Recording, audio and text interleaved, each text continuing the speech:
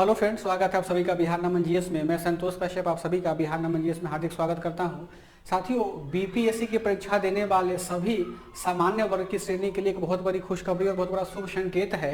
कि बिहार सरकार विचार कर रही है कि इसके अपर एज लिमिट जो 37 ईयर है जनरल कैटेगरीज के लिए, उसको बढ़ा करके 40 साल कर दिया जाए। अब ये बात कहाँ से निकल करके आया, जरा उस पर हम लोग चर्चा कर लेते हैं। 2 दिन पहले कांग्रेस के जो एमएलसी हैं प्रेमचंद्र मिश्रा, उन्होंने सरकार से ध्यानाकर्षण प्रस्ताव के माध्यम से प्रश्न पूछा है। आप समझिएगा कि ध्यानाकर्षण प्रस्ताव पॉलिटी में पढ़े होंगे आप लोग कि जब कभी भी किसी लोक महत्व के जो मुद्दे होते हैं उस पर डिस्कस करना या बात करना बहुत जरूरी हो जाता है, तो संबंधित सदन के जो विधायक होते हैं वह सभापति या अध्यक्ष की अनुमति के बाद उन लोक महत्व के मुद्दों पर प्रश्न पूछ सकते हैं, और जो सरकार के पदासीन मंत्री होते हैं वह बाध्य होते हैं कि उसका वह लिखित जवाब दे या मौखिक जवाब दे। सामान्यतः वो लिखित जवाब ही देते हैं। तो उसी में क्या है कि प्रेमचंद्र मिश्रा साहब जो कांग्रेस के एमएलसी, उन्होंने बिहार सरकार के जो जेडीयू और आरजेडी की सरकार है उससे प्रश्न पूछा है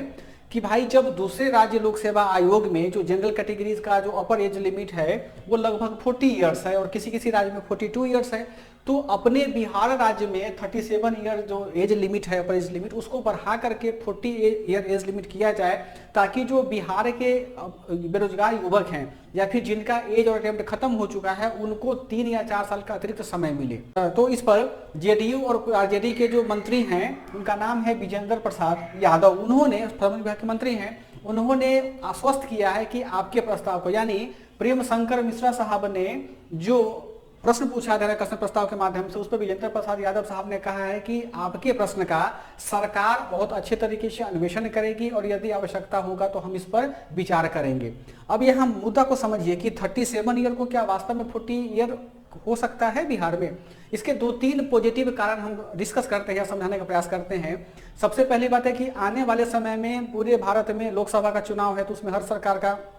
सरकार पार्टिसिपेट करेगी लोकसभा चुनाव में, तो अपना वोट बैंक को संरक्षित रखने के लिए सरकार इसको बढ़ाने का प्रयास कर सकती है। दूसरा मुद्दा है कि आने वाले कुछ समय में बिहार विधानसभा का भी इलेक्शन होगा, तो सरकार के पास में एक पुख्ता उपाय हो जाएगा, पुख्ता उपकरण हो जाएगा। जो बेरोजगार युवकों को अतिरिक्त समय या अतिरिक्त रूप बढ़ा कर देंगे, तो निश्चित रूप से जो बेरोजगार युवक युवतियां हैं उनका वोट वो संबंधित राजनीतिक पार्टी है उनको वो वोट मिलेगा। तो बहुत सारे कुछ ऐसे एस्पेक्ट्स भी हैं जिनसे चांसेस हैं कि हो जाए। अब यहाँ पर देखेंगे जैसे कि राजस्थान लोक सेवा आयोग, मध्य प्रदेश लोक सेवा आयोग और उत्तर प्रदेश लोक सेवा आयोग, जो जिसको हम लोग बोलते हैं हिंदी भाषी क्षेत्र लोक सेवा आयोग, तो इन सब में जो अपर एज लिमिट है पीसीएस का वो है 40 ईयर। लेकिन अगर हम बात करते हैं उत्तराखंड लोक सेवा आयोग का, हरियाणा लोक सेवा आयोग का, तो वहां जो जनरल कैटेगरीज के अपर एज लिमिट है वह 42 ईयर है। लेकिन इसके परे झारखंड में, हिमाचल प्रदेश में जो अपर एज लिमिट है वह 35 ईयर है। तो हर राज्य अपने आवश्यकता के अनुरूप वहाँ जनरल कैटेगरीज के अटेम्प्ट को और एज को वह क्या करता है, बढ़ाता है।